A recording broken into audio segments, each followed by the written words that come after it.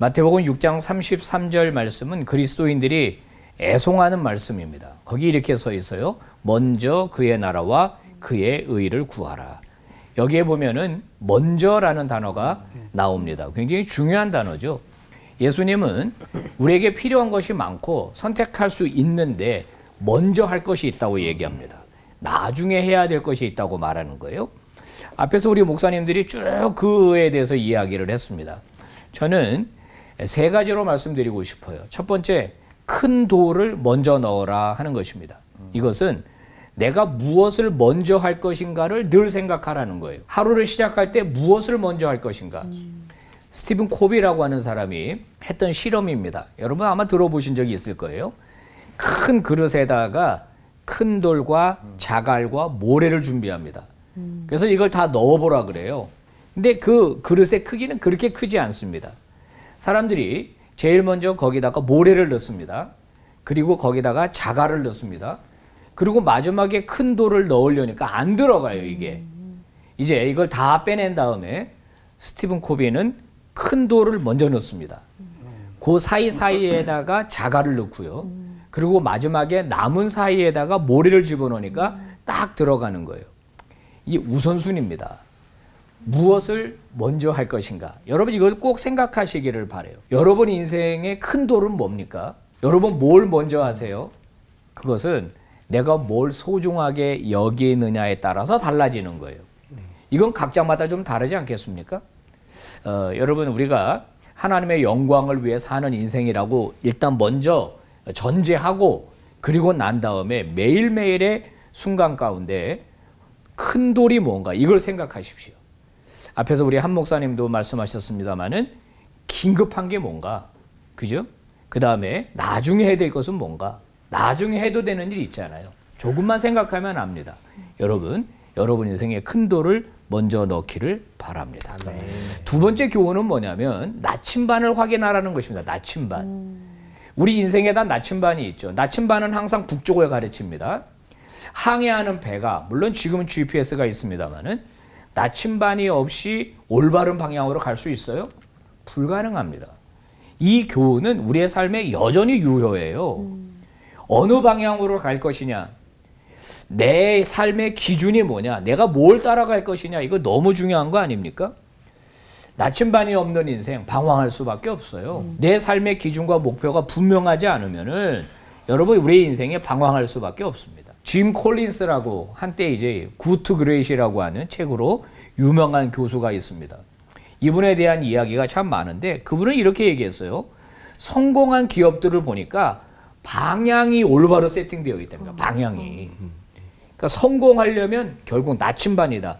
내 인생의 방향이다. 그렇다면 우리의 인생의 기준으로 삼아야 할 방향이 뭐냐? 첫 번째, 우리는 하나님을 왕으로 여기며 살아가는 자들이죠. 왕이에요. 그분의 뜻에 따르는 겁니다. 그분이 결정하는 거예요. 그게 그분의 주권이에요. 내가 거기서 이래라 저래라 이렇다 저렇다 가타부터 말할 수 없어요. 하나님이 내 왕이다. 그러면 그분의 영광을 위해서 살아가는 거예요. 그리고 그분이 다스리는 나라가 이 땅이 그런 나라가 되기 위한 것, 우리의 분명한 기준이어야 하지 않겠습니까? 그리고 선한 영향력입니다. 우리는 복음을 드러내는 사람이에요. 아멘. 이거를 예수님은 빛을 비추는 거라고 말씀하셨어요.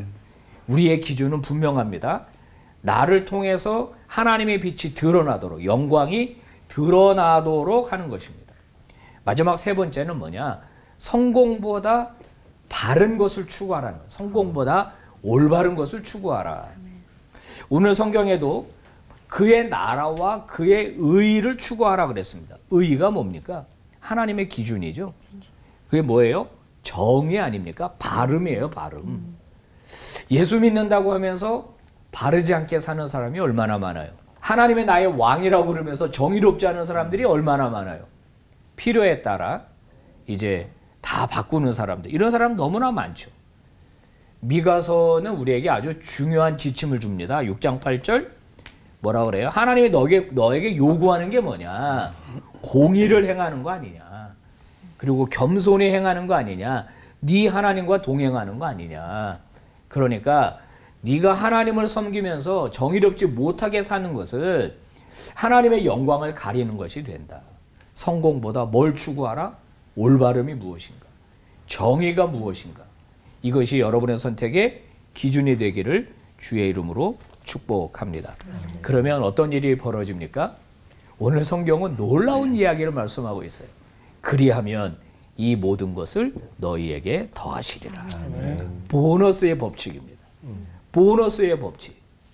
먼저 추구할 것과 나중에 추구할 것이 바로 세팅이 되면 이 모든 것을 너희에게 더하시리라. 빌립보서 4장 19절. 사도 바울이 빌립보 교회에 이렇게 말합니다. 나의 하나님이 그리스도 예수 안에서 영광 가운데 그 풍성한 대로 너희 모든 쓸 것을 채우시리라. 빌립보 교회가 사도 바울을 위해서 연보를 했거든요. 옥에 갇혀 있을 때 옥바라지를 했단 말이에요. 그 넉넉하지 않은 사람들이 헌금을 했어요. 그래서 주의 종으로 섬겼어요. 즉 복음을 섬겼어요. 하나님의 나라를 섬겼어요. 그들을 위해 바울이 축복하는 겁니다. 하나님이 너의 쓸 것을 채우시리라. 내가 채우는 재정이 있고 하나님이 채우시는 재정이 있습니다. 저는 믿습니다. 저는 그걸 믿습니다. 그리하면 이 모든 것을 너희에게 주시리라. 여러분, 첫 번째 큰 돌을 먼저 넣어라. 먼저 할 것이 무엇인가? 두 번째 나침반입니다. 내 기준은 무엇인가? 그리고 세 번째 성공보다 정의다. 성공보다 올바름이다. 그러면 하나님께서 이 모든 것을 채워 주십니다. 기도합시다. 하나님 아버지 고맙습니다. 말씀 주셔서 감사합니다. 주 안에서 형통한 복을 베풀어 주실 때 저들을 통하여 하나님 영광 받아 주시고 저들을 통하여 하나님의 나라가 이 땅에 분명하게 드러나고 확장되는 역사가 일어나게 하여 주시옵소서. 존귀하신 예수님 이름으로 기도 올리옵나이다. 아멘. 자, 평생 하나님 우선, 가정 우선이라고 여기면서 살았지만 인정받고 보상받지 못하는 것 같아서 서운하고 혼란스러웠던 적이 있었다, 없었다. 하나, 둘, 셋. 있었다. 이야, 오늘은 섞였네요. 다 나오네요. 네. 저는 이제 여기서도 몇 번 말했는데 천목회지에서 힘들었어요.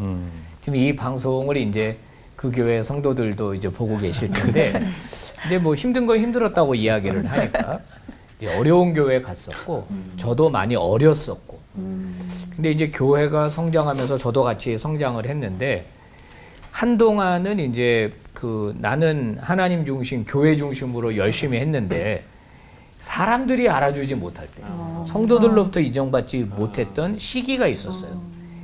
근데 그랬다기보다는 조금 시간이 필요했던 건데, 그때 나로서는 왜 인정해주지 않는가, 왜 내 진심을 곡해하는가, 이런 서운한 마음이 들었었더랬거든요. 너무 공감해 주셨어요. 너무 같은 경험이 있으셔서. 그래요. 네. 그런데 이제 근자에 우리 이제 매일 성경 공부하면서 큐티하면서 가나안 정복 전쟁 끝나고 난 다음에 12지파에게 제비 뽑아 기업을 분배하는데 레위 지파에게는 48개 성읍만 주잖아요. 하나님이 뭐라고 말하냐면 내가 너희의 기업이 되어주마, 이런 말이 나와요. 그 시기를 그 성경 속으로 들어가 봤어요. 야, 이거 위로가 되나? 나한테는 땅이 없는데 하나님이 내가 너의 땅이 되어주마, 내가 너의 보상이 되어주마. 이거 위로가 되었을까, 레위 지파가? 근데 더 그 말씀을 붙들고 하다 보니까 일단 냄새나는 제 인간성이 먼저 드러났고, 결국은 맞아요, 하나님. 하나님이 내 기업이 맞는 거죠. 그거면 된 거죠. 그래서 이제 아마 시청자들 중에서도 그런 분들 계실 거예요. 내가 하나님 우선으로 했는데, 신앙 우선으로 했는데, 내 가정, 내 기업, 내 일터, 이 모양 이 꼴인데, 이거 보상 못 받는 거 아니야? 아직 일러요. 조금 기다려요. 조금 기다리십시오. 하나님의 때에 하나님 분명히 역사할 거라고 믿습니다. 아멘.